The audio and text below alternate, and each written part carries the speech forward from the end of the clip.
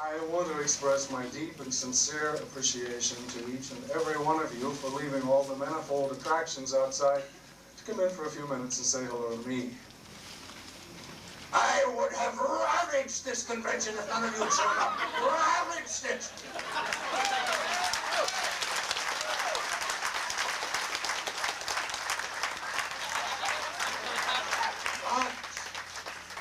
But you are here, so we'll say no more about it.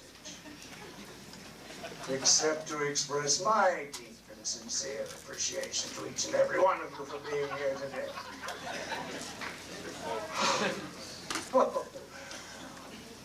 I'm sorry for that interruption by the tall man. He does that to me every once in a while. You know, I can't seem to shake him. We did the picture of Phantasm about, what, 1978, 79, and he has been with me ever since. Whenever he feels like it, he just pops up. No need to apologize for me. Yes, I know.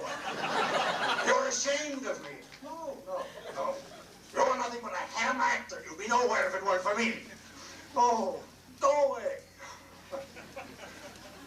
Well, I think he's gone. I did want to thank Tony Timponi and Steve Jacobs and Peter of Fangoria, and Adam Malin of the convention staff, and public relations man Marty Wise out here on the West Coast for setting up my appearance. Our appearance. Our appearance. Here today. The Coscarelli organization, Don Coscarelli's company, and Universal Pictures had us here last year for about an hour signing autographs. And we got to meet some of you at that time. When Tony and Steve called this year to say that they'd like us to come back, I said, well, didn't everybody get an autograph last year? And they said, well, we don't want you just to sign autographs. We'd like you to make a brief talk and maybe answer some questions. Well, that was too unique an opportunity to pass up. In the tall man's pictures, they seldom want him to say anything. Usually when the cameras roll, it's, okay, Angus, lift your left eyebrow, jut out your lower teeth, and scowl. Now, you'll have to admit that's a pretty small repertoire for an actor. I wanted Basil Rathbone. Well, go dig him up!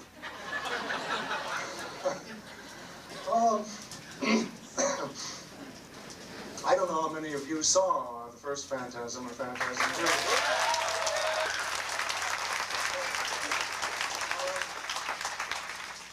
2. Did you notice in that first one, the tall man had exactly 5 lines. I ran it again just the other night before I came here to count 28 words. I don't know if you'd be interested. Just to prove a point, could we run through them for you while you count?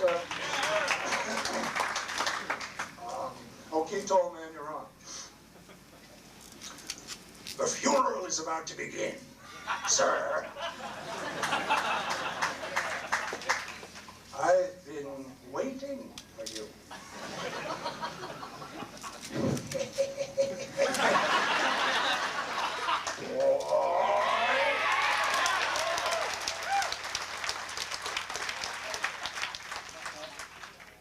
You play a good game, boy, but the game is finished. Now you die.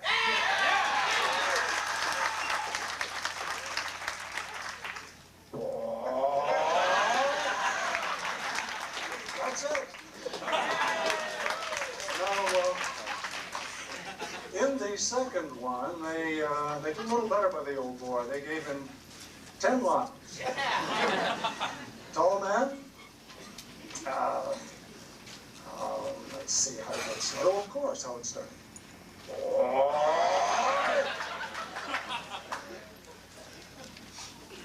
Welcome home, boy. You play a good game, boy. Come east if you dare. The graveside service is about to begin. If you want her, come tonight. I've got them both.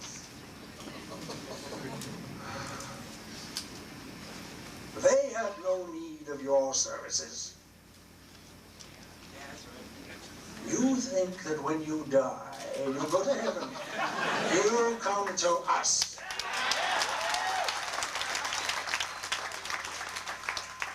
Hello again, and goodbye. No, it's not.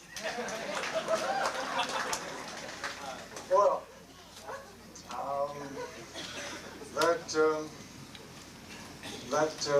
you've seen the whole both movies now. That save you a couple of bucks rental on the videotapes.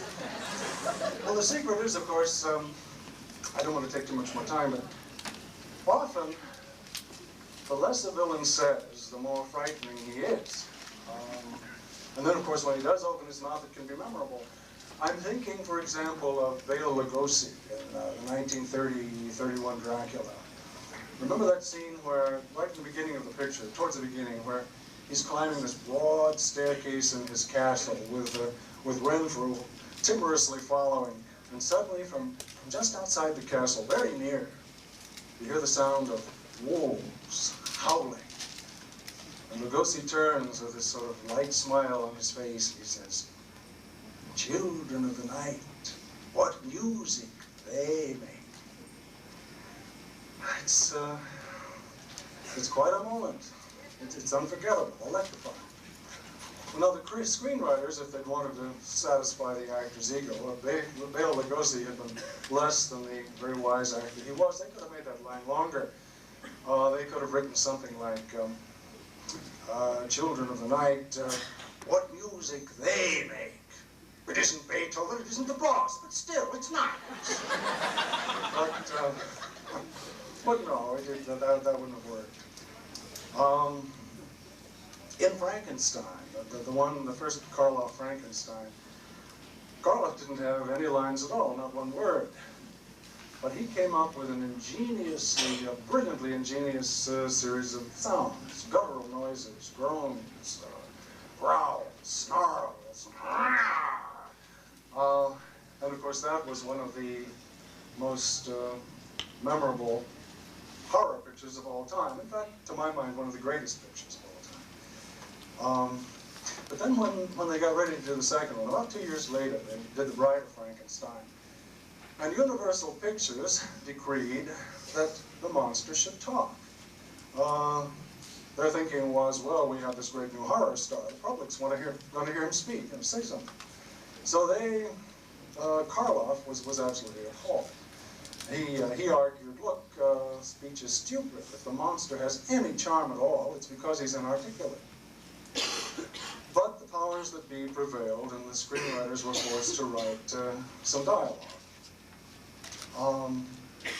I think it was in that scene, 15 minutes in, where the monster escapes and makes his way into the forest and comes upon the hut of the old hermit. And this blind old hermit gives him something to eat. And Karloff says, "Food, food." Well, that isn't generally known. But actually, the screenwriters had written a much longer line for Karloff in that picture. They had him saying, "Food, food, maybe just a pinch of oregano. You know where I like this dish? You ever try Nate Now's in Beverly Hills?" Well, fortunately, Karloff put his foot down. He said, no way. We've got to draw the line, fellows. I'll just do the 2 words, if you don't mind. Food, good. And Karloff knew what he was up to. And I certainly said more than my 2 words. I've said enough to carry the tall man through his next 10 pictures.